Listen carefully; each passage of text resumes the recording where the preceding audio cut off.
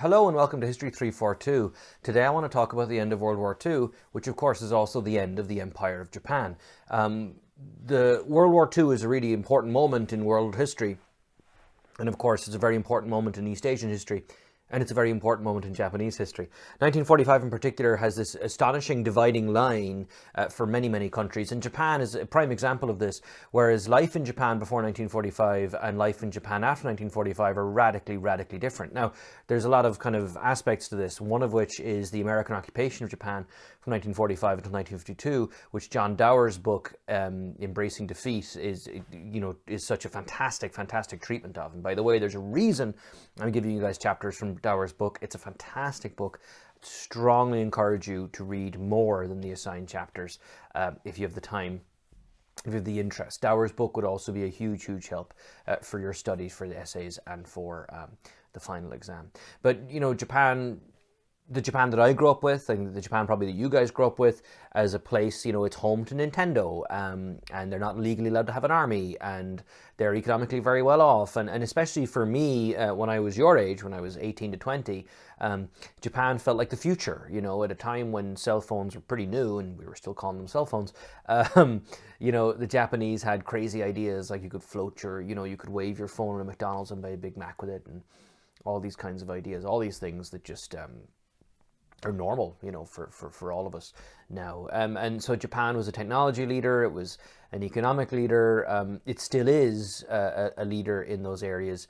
And kind of the Japan that you and I grew up with, it's very hard to square that with the Japan that bombed Pearl Harbor and that dragged America into World War II. And that was very much the enemy in World War II.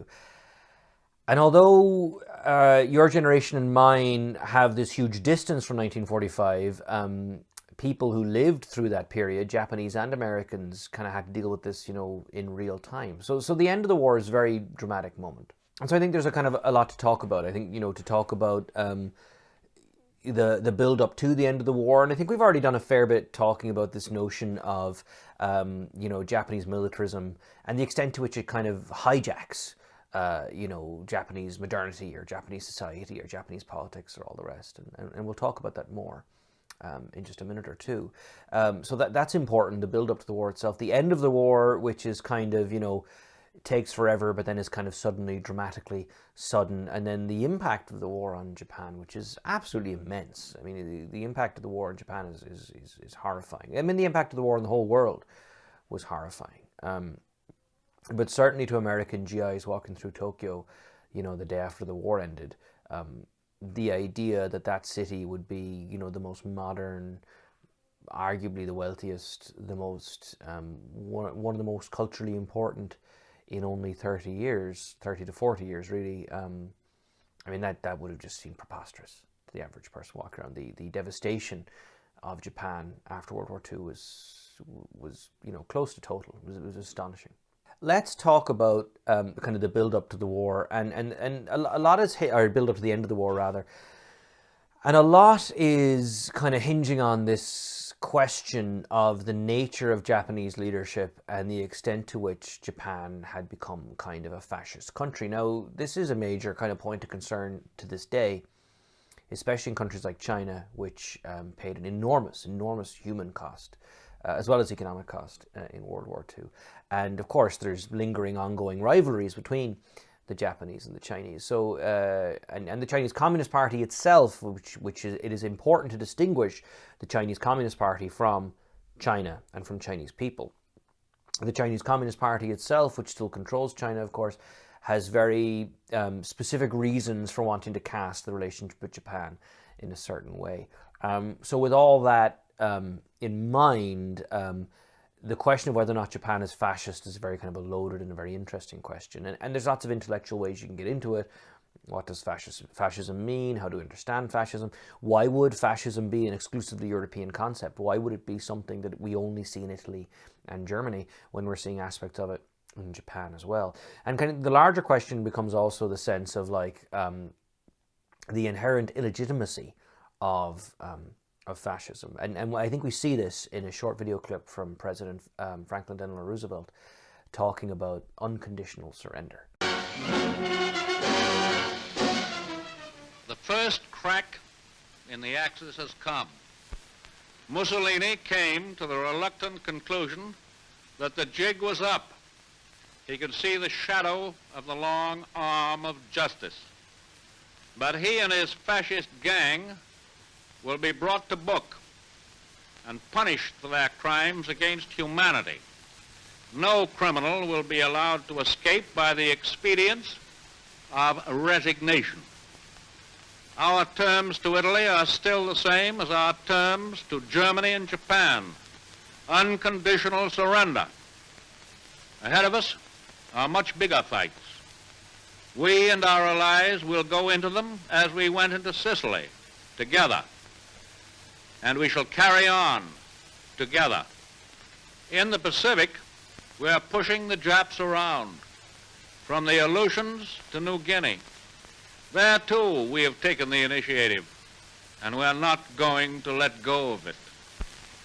We shall not settle for less than total victory. And in that clip, you see it. There's a very interesting moment where FDR refers to the fascists as, this gang, right? In the sense, this illegitimate group of people. And so there is this building narrative on the Allied side that not only were the Nazis and Mussolini's fascists and the Japanese militarists the enemy, and unquestionably in moral terms the enemy, and deserving of nothing but incomplete, unconditional surrender. We won't let these guys retire. We won't let them resign. We won't let them emigrate to some other place. They must, they must hand themselves in, as it were. That this is the end of it. That we are morally justified. It's almost like a police action in that kind of a sense. And so the narrative starts to determine how we're thinking about these particular groups. And this is where it becomes relevant to the Japanese, right? This question, so is Japan a fascist society in the sense that every single Japanese person becomes a willing participant or even, a productive participant in a specific fascistic discourse of Japanese identity and so on and so on and so on? And for certain people in this conversation, does that make your average Japanese person or every Japanese person complicit in the very real and very horrific war crimes the Japanese military perpetrated during World War II? Or has Japan effectively been hijacked, taken control of by a terrifying minority? And, this is an active question across all of World War II, really, because we need the Nazis to be different from Germans. Because we want Germany to continue to exist, and we want it to be a German state. And so we need to believe that Hitler pulled the wool over people's eyes to a certain extent. We need to believe that Mussolini threatened and cajoled and scared people into doing what he told them to do. And we need to believe that in Japan, a small number of people, well, a large number of people, but nowhere near a majority, successfully dominated the rest, and so that Japan is salvageable to that extent. Now, once the Allies have effectively kind of identified this idea of there being like leadership, that is effectively criminal, they are very vigorous and very specific in declaring exactly, what's going to happen. Roosevelt says, the only terms on which we shall deal with any Axis government or any Axis factions are the terms proclaimed at Casablanca. Casablanca 1943 was one of the major World War II conferences where the Allied leaders got together. Unconditional surrender. We do mean to impose punishment and retribution in full upon their guilty, barbaric leaders. This is really interesting. They're guilty, barbaric leaders. And so this idea that these criminal leaders are the ones. These are the guys who have done it. These are the guys who will be punished. And so there's a little bit of wiggle room there, and a little bit of a sense of like, we're coming for the governments. We're not coming for like all Japanese people or everything else. Now, of course, the countering propaganda on the other side, particularly in Japan, of course, there's a Japanese history class, is definitely going to argue, the Americans are coming for you. The Allies are coming for you. There's no way to escape. They will kill you. They will eat you. Some of this propaganda was really astonishingly sensationalist. And we've seen that in the readings over the last couple of weeks, right, where these people are talking about these just horrifying experiences where Japanese people have been driven to believe that they're going to come and eradicate all of us, that we're now guilty of this. And in reality, the Allies are kind of, building up this post-war reality where we're going to come after the leadership. The Potsdam Declaration in July of 1945 is also very clear. It says, there must be eliminated for all time the authority and influence of those who have deceived and misled the people of Japan into embarking on world conquest. For we insist that a new order of peace, security, and justice will be impossible until irresponsible militarism is driven from the world. This is fantastic, really, really interesting wording, right? Those who have deceived and misled the people of Japan into embarking on world conquest. There's a couple of interesting things here. The idea that world conquest in and of itself is now a crime. Now, Napoleon had similarly, received opposition from his rivals, people he was conquering in the early 1800s. But we're now seeing baked into 20th century discourse what we now are all familiar with. If you think about the way the American government has traditionally talked about, North Korea as a rogue nation, right? And this idea, they're off doing all these things you're not supposed to do. What we understand as international law is kind of a vague concept, and a lot of it is formulated at this moment. The term genocide in the English language doesn't even come into existence until 1945. The United Nations as a concept isn't coming into existence in the 1940s. What we now call the EU is slowly forming into existence in the late 1940s or 1950s. And, these are largely responses to massive economic need across different societies, but there's a sketching out here of a post-war world, and this is why World War II is such kind of an important moment. It's a clear dividing line in so many histories. But it's there in the wording of the Potsdam Declaration, that those who have deceived and misled the people of Japan into this crime of world conquest, those who've misled and deceived them, there's room there, right? There's wiggle room in the sense of, like, if we get the guys on top, the rest can be okay. Now, as we'll see in future discussions, that continues to be a pretty complicated topic as well. The end of the war was dramatic and traumatic for Japan. It is very much the end of the empire. The greater East Asia co-prosperity sphere, guess how many takes that took, is gone now. To the extent to which it ever existed is an interesting question. I mean, there's some good writing out there that makes the point that it was more than just propaganda. I don't know, I have mixed feelings about that. But certainly any idea that Japan could lead a Pan-Asian society forward economic greatness is it's over. The island hopping strategy of the Americans, although extremely bloody and very, very, very tough for both sides, it's inexorable. The Americans are slowly moving closer and closer to Tokyo. You have the Battle of Manchuria, which is, at this point, Manchuria is lost. All these territories abroad are just gone. Once the war ends, Korea and Taiwan becomes a complex point. Korea becomes independent. You're seeing all these, any kind of... for those who had romantically dreamed of an empire of Japan stretching across all these countries and everything else, that's over now, over very, very dramatically. Not least of which with the bombing of Tokyo. Tokyo had been this imperial center, this core, this cultural and political and ideological nerve center for this whole enterprise, and it's being bombed horrifically badly by the Allies, and Tokyo is a nightmare. And we've seen that in many of our sources the last couple of weeks. Of course, most dramatically, you have the dropping of the bombs on Hiroshima and Nagasaki on August 6th and August 9th, killing hundreds of thousands of people instantly and leaving massive ecological and human health hazards for decades following. There are people living in Hiroshima today. It's a fascinating reality that, the nuclear weapon, they talk about half-lives and places being uninhabitable for long stretches of time. We're learning more about that all the time as the decades pass, but certainly it was a dramatic and terrifying moment. Nobody else had this weapon. The Americans were the only ones who had it, and there's huge questions about why the Americans dropped it. There's kind of a persistent narrative that the decision was made effectively because the fighting in Iwo Jima had been terrible, and the American strategists were looking at, and President Truman himself were looking at the reality of what island hopping had been reduced to, and we just can't see ourselves fighting street to street in the city of Tokyo. They're never going to surrender. They're never going to give up. The militarists aren't going to do this. How can we get them to surrender? Well, we'll use this brand new weapon. There's lots of debate around that. Did the Americans use it simply to kind of show the world they had the weapon? Was the weapon used on two occasions with a kind of a lack of full understanding, at least on the part of those who made the final decision, of just how dramatic a usage this was. The bomb has not been used since, thank God, in a military situation, although in the Korean War, General MacArthur does call for it to be used in China, but that's just kind of MacArthur being MacArthur.